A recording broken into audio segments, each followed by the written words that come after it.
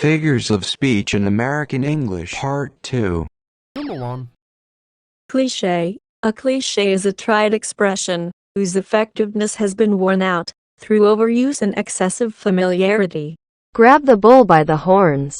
I've got my plate full. Number 2. Anaphora. The repetition of the same word or phrase at the beginning of successive clauses or verses.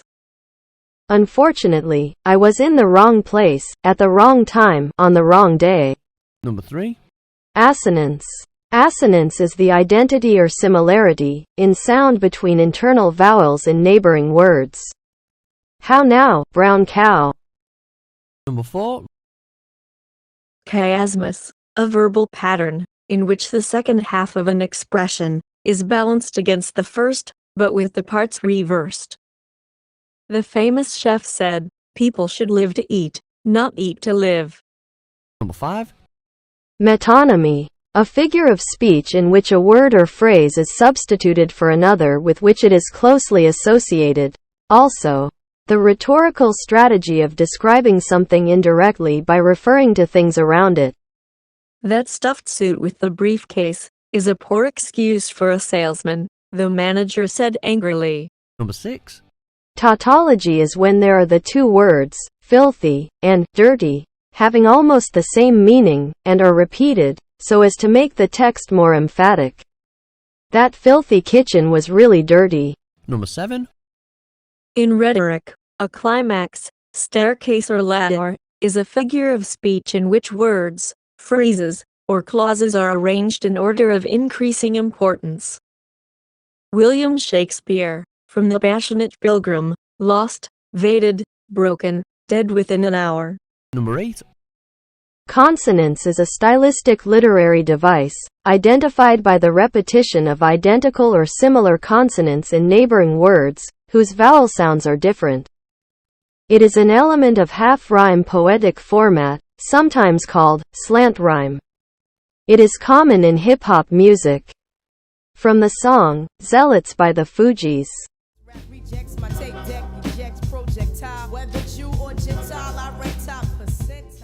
Number 9. Diacope is a rhetorical term, meaning repetition of a word or phrase that is broken up by a single intervening word, or a small number of intervening words. It is derived from a Greek word, which means cut into. Diacope, or diacopes, is used in writing to emphasize or describe something. Like other forms of repetition, diacope helps express strong emotions, or help give weight to the repeated word. Bond. James Bond. You think you own whatever land you land on. Second verse from the song, Colors of the Wind, from the movie Pocahontas. Number 10. In rhetoric, epizeuxis, also known as polylogia, is the repetition of a word or phrase in immediate succession, typically within the same sentence, for vehemence or emphasis. Never give in, never, never, never, never, in nothing great or small, large or petty, never give in, except to convictions of honor and good sense. Never yield to force. Never yield to the apparently overwhelming might of the enemy. Winston Churchill. Number 11. Polyptoton is the stylistic scheme, in which words derived from the same root, are repeated, such as strong and strength. A related stylistic device is antanaclasis, in which the same word is repeated, but each time with a different sense. Who shall watch the watchmen themselves? Quis custodiet ipsos custodes? Juvenal. The greatest weakness of all weaknesses is to fear too much to appear weak. Jacques Bénigne Bossuet. Number 12. A spoonerism is an occurrence in speech, in which corresponding consonants, vowels, or morphemes are switched between two words in a phrase. While spoonerisms are commonly heard as slips of the tongue, they can also be used intentionally as a play on words. Runny Babbit instead of Bunny Rabbit. Number 13. Anticlimax refers to a figure of speech in which statements gradually descend in order of importance, Unlike climax, anticlimax is the arrangement of a series of words, phrases, or clauses in order of decreasing importance. She is a great writer, a mother, and a good humorist. Number 14. Homeoteluton.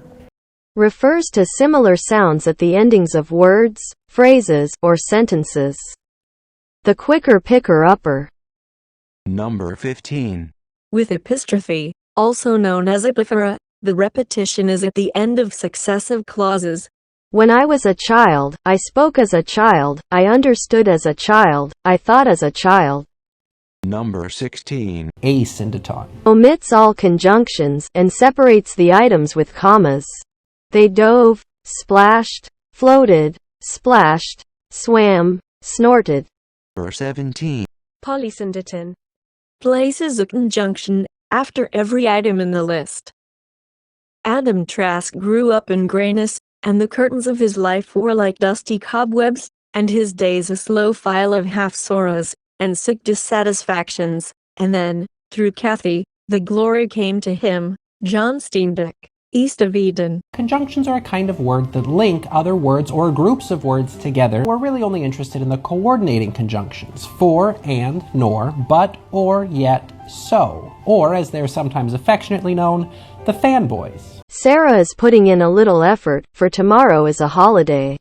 The salt cave made everyone feel cleansed, rejuvenated, and at peace.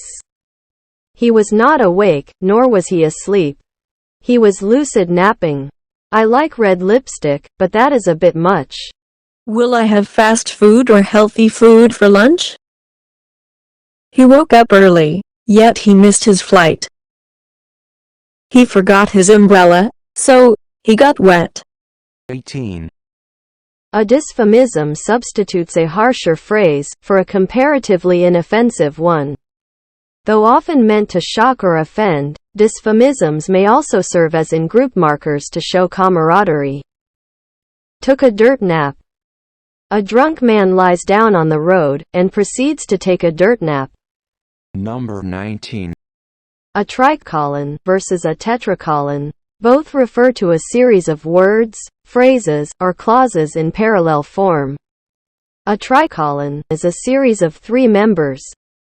Abraham Lincoln said, "Democracy is a government of the people, by the people, for the people."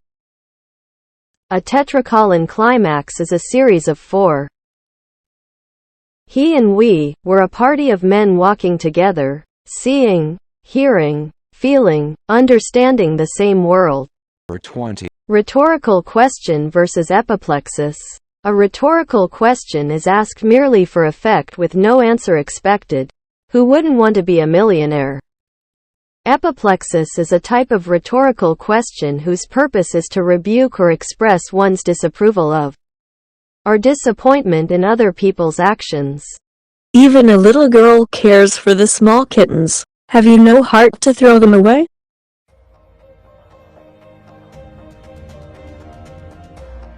As always, thanks a lot for watching. Let me know your thoughts down in the comment section. And before you go, give this video a thumbs up, subscribe, and click that tiny bell. And don't forget to check out some of our other videos on the channel. On to the next time.